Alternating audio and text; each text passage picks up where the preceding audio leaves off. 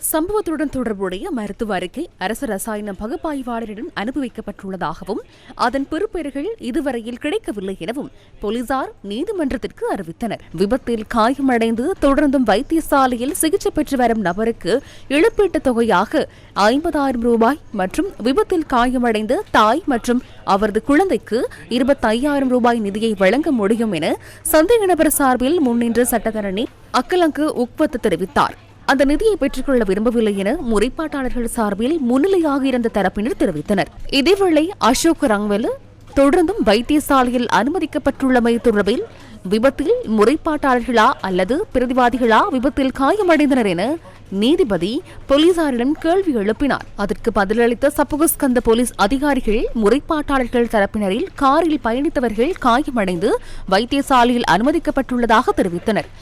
அவ்வாறென்றால் சந்தேக நபர் தொடர்ந்தும் வைத்தியசாலையில் அனுமதிக்கப்பட்டுள்ளமைக்கான காரணம் என்ன என நீதிபதி மீண்டும் கேள்வி எழுப்பினார்.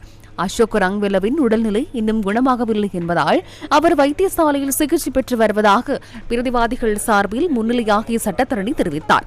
விடைகளை ஆராய்ந்த நீதிபதி பண்டாரு இலங்கசிங்க அசோக் ரங்வெலவின் சாரதி அனுமதி பத்திரத்தை தற்காலிகமாக ரத்து செய்யுமாறு உத்தரவிட்டார். மேலும் அவர் வைத்தியசாலையிலிருந்து வந்ததன் பின்னர் தேசிய போக்குவரத்து மருத்துவ நிறுவனத்தின் மருத்துவ பரிசோதனை அறிக்கையை சமர்ப்பிக்குமாறும் உத்தரவிட்டார். இந்த வழக்கு 2026 ஆண்டு ஜனவரி 16 மீண்டும் விசாரணைக்கு எடுத்துக் கொள்ளப்பட உள்ளது.